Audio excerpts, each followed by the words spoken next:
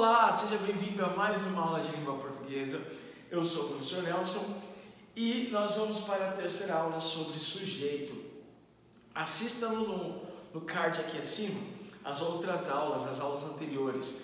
Nas aulas anteriores nós vimos o que é sujeito simples, sujeito composto, sujeito indeterminado, sujeito elíptico desinicial e assim subentendido e assim por diante. Então deixe de assistir, é só clicar no card aqui acima. Você vai ver as duas últimas aulas. Nós não podemos esquecer o que é sujeito. Claro, se nós vamos estudar sobre sujeito, a gente não pode esquecer o que é sujeito.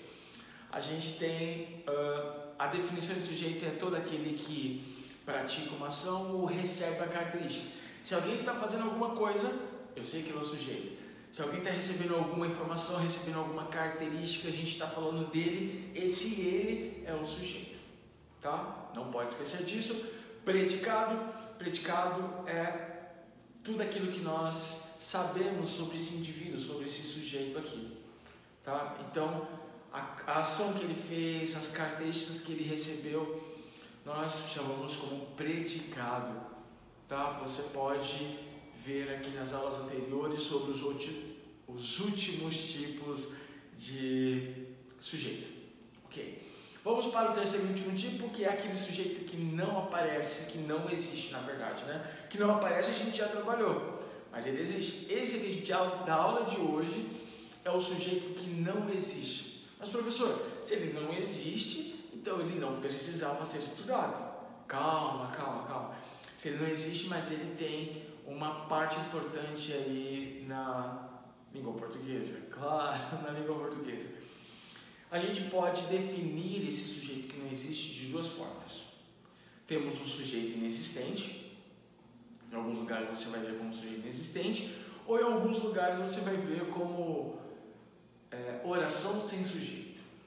Tá? Então, eu posso definir um sujeito inexistente ou oração sem sujeito. Mas, professor, qual é a característica dele? Primeiro, esse sujeito inexistente, oração sem sujeito, você vai trabalhar com os verbos impessoais. Professor, mas o que é verbo impessoal? O verbo impessoal é aquele que você não consegue determinar quem está fazendo a ação. Você não consegue definir quem é. E aí, os verbos impessoais sempre estão conjugados na terceira pessoa. Você deve estudar um pouquinho, ver os vídeos anteriores, quais são as pessoas do discurso. E outra coisa, eu esqueci de falar, mas acabei de lembrar, vou lembrar agora, não tem como, mas acabei de lembrar. Os verbos impessoais estão conjugados na terceira pessoa, mas do singular. Não pode esquecer isso, verbos impessoais na terceira pessoa do singular. Beleza? Professor, quais verbos fazem parte dos verbos impessoais? Bem, nós temos o verbo haver, um dos mais conhecidos, vamos dizer assim, mais usados nos exemplos. Nós temos o verbo fazer. Volta um pouquinho para o verbo haver. O verbo haver, com o sentido de existir, se torna aí um sujeito inexistente, um verbo impessoal, tá? Verbo haver com o sentido de existir. O verbo fazer também se torna impessoal quando eu vou utilizar na questão de tempo, definir tempo. A gente vai trabalhar um pouquinho mais à frente para você entender. Mas o verbo fazer também se torna impessoal, tá? E outro detalhe, os verbos que indicam o fenômeno da natureza, também são verbos impessoais. Um detalhe, uma pausa aqui, você pode, abaixo desse vídeo aqui, na descrição desse vídeo, você vai ter acesso a este material. Você pode baixar no seu celular, no seu computador, onde você quiser estudar aí, você pode ter esse material para você. Tá? Você pode ter esse material.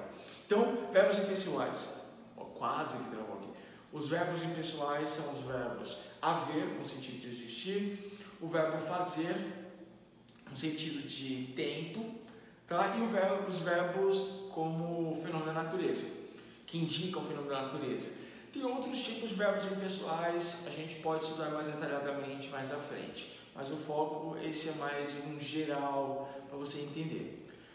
Bem, o verbo haver, ele tem que ser conjugado na terceira pessoa do singular. Não pode esquecer. tá? Os verbos impessoais, não somente o verbo haver, como todos os outros, eles têm que estar conjugado na terceira pessoa do singular.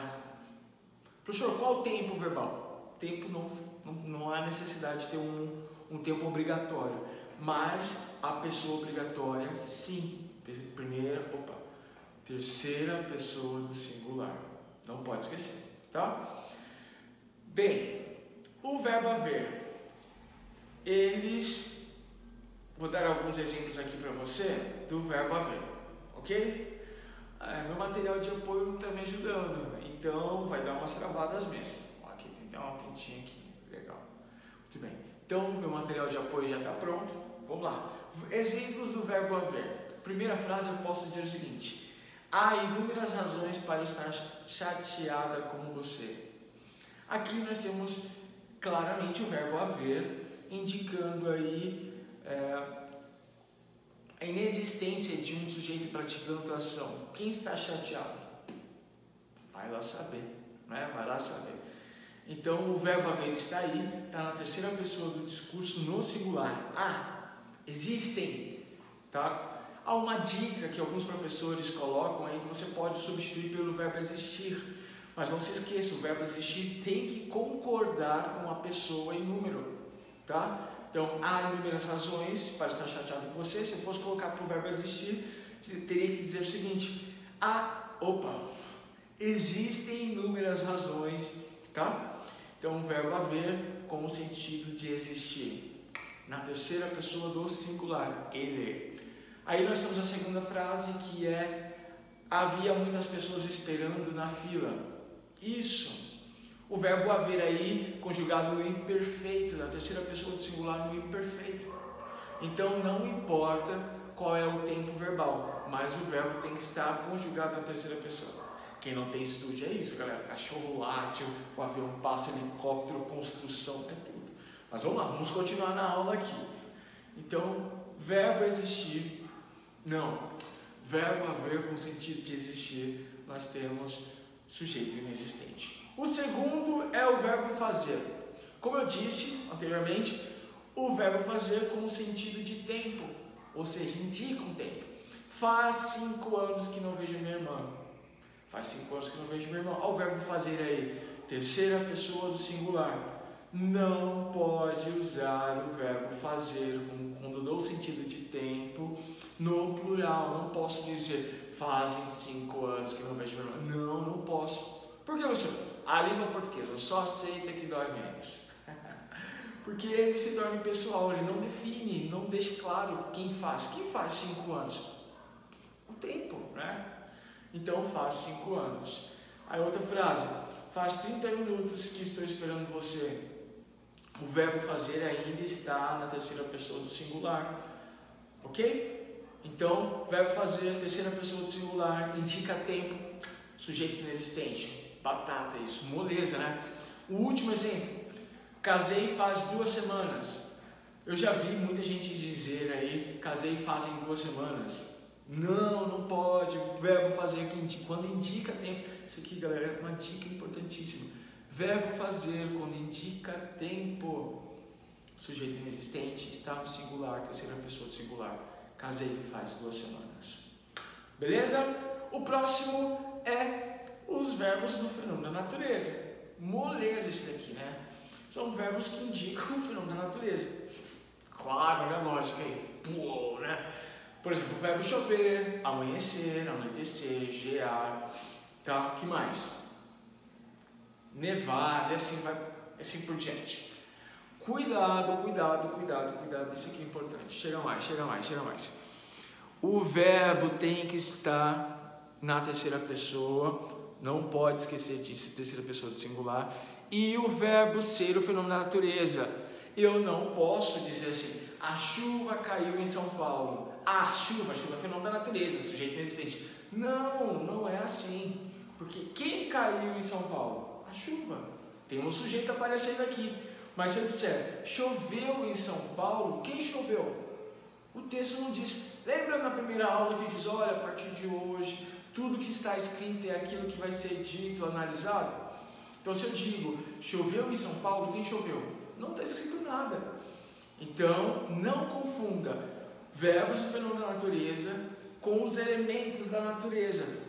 A chuva, se eu colocar a chuva numa frase, olha aí, chuva numa chave, se eu colocar uma chuva numa frase, a chuva caiu em São Paulo, voltando àquele mesmo exemplo, chuva caiu, ou seja, então eu tenho um sujeito aqui, sujeito simples. Quando eu digo choveu em São Paulo, não sei quem choveu. Não pode esquecer, tá? Não pode esquecer. Verbos impessoais, terceira pessoa do singular, verbos que indicam fenômenos da natureza. O verbo é o próprio fenômeno, eu não posso colocar os elementos da natureza, tá? Tudo bem? Vamos para alguns exemplos aqui. Eu coloquei exemplos? Não coloquei exemplos. Acabei de dizer vários exemplos, né? Então é isso, espero ter ajudado você a entender o que é sujeito inexistente, oração sem sujeito. Para finalizar, verbos impessoais, terceira pessoa, verbo fazer, sempre quando indicar tempo, ele tem que estar no singular. E também os verbos, o verbo haver tem que estar na terceira pessoa do singular. Obrigado, até a próxima aula, valeu, tchau!